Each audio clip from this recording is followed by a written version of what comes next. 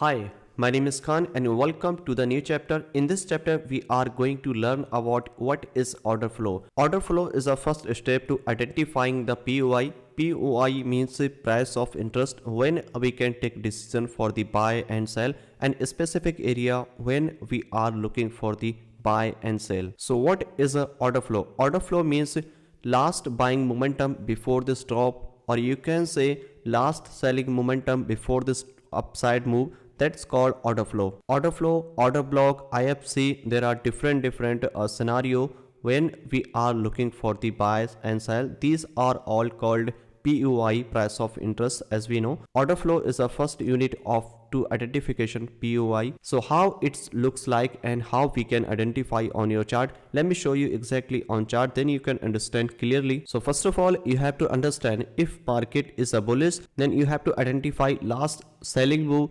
before this upside move. If market is a bearish, then you have to identify last buying momentum before this drop. So those area is called our order flow, and main thing you have to identify those order flow is a mitigated or not. Now let's see how we can identify and what criteria you have to follow before to marking the POI, you can say is a order flow. So let's see, this is a live example is here, and this is a live market in a GBP USD, and this is our bearish momentum and this become our bullish momentum. So how we can identify order flow? Order flow is a very simple and clean and easy to understand. To identification of order flow is a very clear to identification order flow is a very easy to understand way. So let me show you exactly that how you can mark here, okay? Because this one is our highest move before this drop, and you can see here at this point where is our last buying momentum before the stop in this case. So this move is our last buying momentum before this stop. So we can extend here something like this. Then what happened here? Market push downside and mitigate this order flow, and then market push downside. So in next attempt, what happened here? Market break the previous low, which one is here. I'm not talking about the structure mapping. I'm just showing you that how it looks like in a bearish market. So in this case, where is our order flow? In this leg, you have to identify where is our buying momentum, this one and this one. So this is our last buying momentum before the stop. You have to expand like this, okay? You can see this larger candle break this low. So it means this create a bearish order flow is here. In next attempt, what happened? This pullback mitigate this order flow, and then what happened? Market push downside. And one more thing you have to understand, if first order flow is here mitigate by this move, you can't use in a next attempt. Why? Only one order flow use only one time. But if you don't have any unmitigated order flow but you are looking for the entry, then you have to refine those order flow into order block, okay? Because order block is a part of the order flow, but those conditions depend on some situation. Now let's see what happened next here. After this move, market again push downside, market take a small pullback is here, right? But this is not a valid pullback, as we know, because market not break the previous candle high, market pushing downside, and this is our single leg move is here. But at this point, what happened here? Market create a valid pullback here. So where is our pullback? This one, right? So this is our unmitigated order flow. It means what happened here? Market break this low, and then market must be fill this order flow, then we can take a decision for the sell. But market not tap here, and this become our unmitigated order flow, and market can be fill this order flow in upcoming moves. And after this one, what happened here? Just below it, you can see here this become our next pullback is here at this point. But look at this one, this is a valid pullback or not? Ask yourself, this is not a valid pullback, as we know, we have learned in a part 1, because this candle high is not broken by this move, and this candle low is protected here. So this is not a valid pullback, and this is our single leg move here still. And then what happened here? After this one, what happened here? This candle low is here, and the next candle broke by this one, and this become our valid pullback. So this is our valid order flow which is here. So at this point, what happened? Market mitigate this order flow, and then market push downside. But you have to remember one more thing, just below it you have to see, just below it you can see here this low is here and high is here. If you expand something like this, you can see break this low and go higher and mitigate this order flow and push downside. But this is not a break of structure, because just break the previous low and sweep this low. But it's not about entry and structure mapping. It's all about to identification of PU. It's all about identification order flow. So this is a definition that how we can identify a bearish order flow. You have to identify in a bearish market last buying momentum before this top. Okay, but you have to remember market must be break the previous major low to confirm a valid order flow. In this case, same thing happened here. This was our last buying momentum before this top, which was here, right? But if you expand here something like this, you can see market push downside and then market mitigate this unmitigated order flow, again push downside. You can see one more order flow is here. This is our last buying momentum before this top. At this point, if this candle taken out the previous candle low, which one is here, something like this, so this become our refined order flow, something like this, because this is a small pullback here and then push upside, right? But market not create any valid pullback is here, so we can expand something like this. So this is our entire bearish order flow. Okay, and this one is also bearish order flow, because this one is our valid pullback. You have to identify where is our valid pullback. Those valid pullback is our order flow, but those order flow must be unmitigated is here. So same thing in the next attempt, what happened here, market break the previous low, which one is here. After break this low, you have to identify where is our unmitigated order flow, or you can say where is our unmitigated pullback.